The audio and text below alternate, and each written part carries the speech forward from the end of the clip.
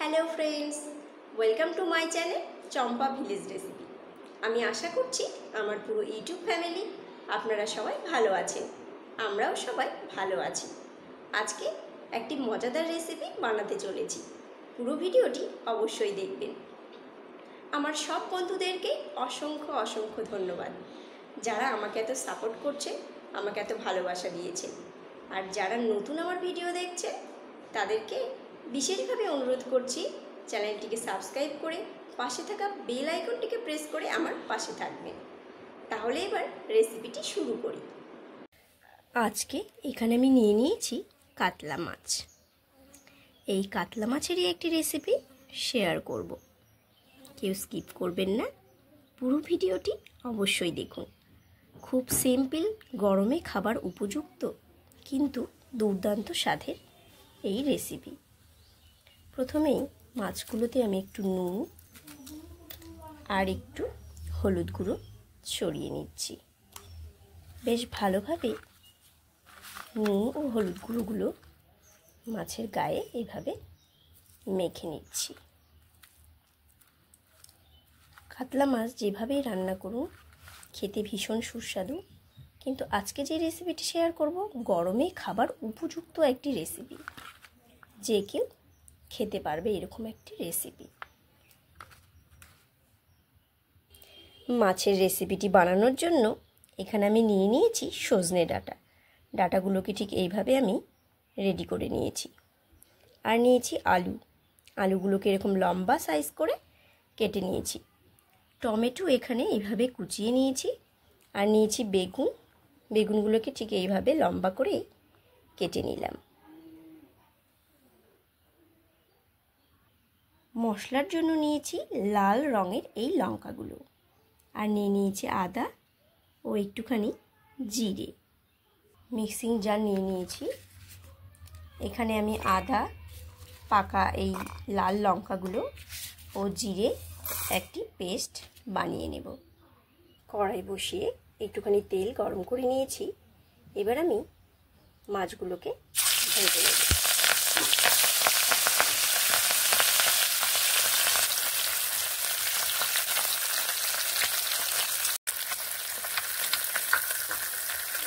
মাছগুলোকে আমি ভেজে নেব। মাছগুলো এইভাবে উল্টে ভালোভাবে ভেজে নেব।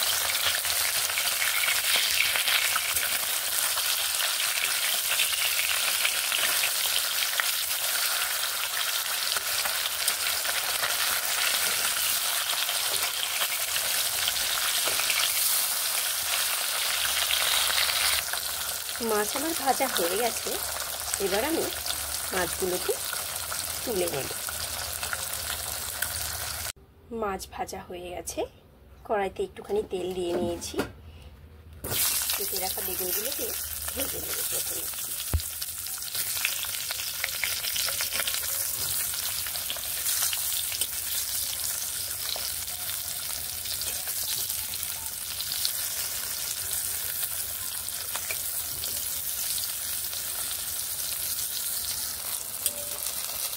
বেগুনগুলোকে ঠিক এইরকমভাবে ভেজে নিলাম। বেগুনগুলো ভাজা হয়ে গেছে। এবার এগুলোকে তুলে নেব। কড়াইতে তেল দিয়ে নিলাম আর একটুখানি, দিয়ে এবার এখানে আমি ছেড়ে দিলাম আলুগুলোকে। একটুখানি নুন ও একটুখানি হলুদ গুঁড়ো।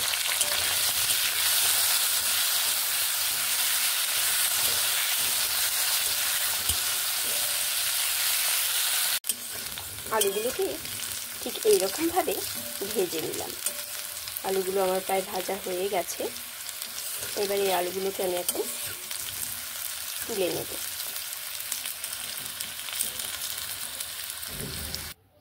দিয়ে দিচ্ছি এখানে সজনে ডাঁটা।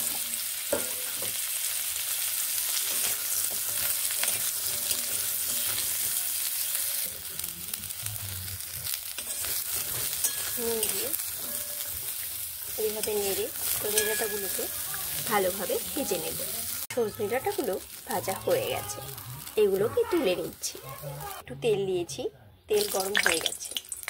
একটি লঙ্কা ও মৌরি করে দিচ্ছি। মৌরিগুলো কয়েক সেকেন্ড ভেজে নিয়ে এখানে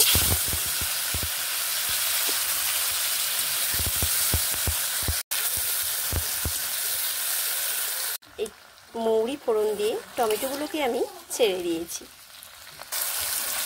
টমেটোগুলো ভালোভাবে কয়েক সেকেন্ড ভেজে নিচ্ছি। টমেটোগুলোকে ঠিক এইরকম ভেজে নিলাম। নিয়ে এবার এখানে দিয়ে দিচ্ছি হলুদ গুঁড়ো। হলুদ গুঁড়ো দিয়ে একটু এইভাবে নেড়ে নিচ্ছি। একটু নেড়ে নিয়ে এখানে আমি আদা, জিরে ও লঙ্কা বেটে রেখেছিলাম, সেটি দিয়ে দিলাম।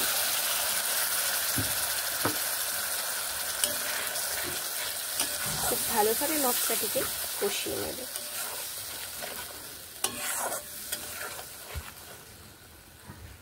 খুব ভালোভাবেই এই মশলাটিকে আমি এইভাবে কষিয়ে নিচ্ছি।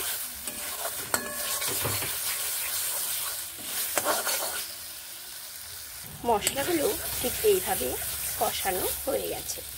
এবার আগে থেকে ভেজে রাখা আলু ও সজনে ডাঁটাগুলোকে আমি এখানে দিয়ে দিচ্ছি। আলু সজনে ডাঁটাগুলোকে দিয়ে ভালোভাবে এইভাবে মিশিয়ে নেড়ে নিচ্ছি। খুব ভালোভাবে আরও 2 মিনিট এইভাবে কষিয়ে নেব।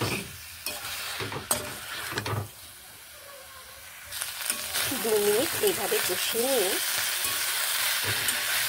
এবার এখানে আমি দিয়ে দিচ্ছি জল অ্যাড করছি। জল মিশিয়ে এইভাবে নেড়ে নিচ্ছি। ফুটতে শুরু করেছে। এবার এখানে আমি স্বাদ মতো একটুখানি নুন অ্যাড করছি। নুন দেওয়ার পরে নুন মিশিয়ে এইভাবে নেড়ে নিচ্ছি। এবার এখানে আগে থেকে ভেজে রাখা বেগুনগুলোকে আমি দিয়ে দেব। ভেজে রাখা বেগুনগুলোকে এইভাবে দিয়ে দিচ্ছি। আর ভেজে রাখা মাছগুলোকেও আমি এখানে দিয়ে দেব। এবার ফুটিয়ে নেব আমি ভালোভাবে। এইবার এটিকে আরও 2 মিনিট ফুটিয়ে নিলাম। এখানে আমি একটু ভাজা জিরের গুঁড়ো দিয়ে দিলাম। এবার ভালোভাবে এইভাবে মিশিয়ে নেব এই ঝোলের সঙ্গে। ভালোভাবে এইভাবে মিশিয়ে নিচ্ছি।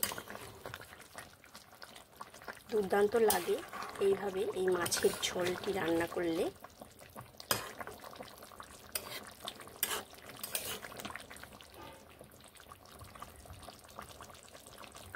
যে আমার হয়ে গেছে, এবার নামিয়ে নেব।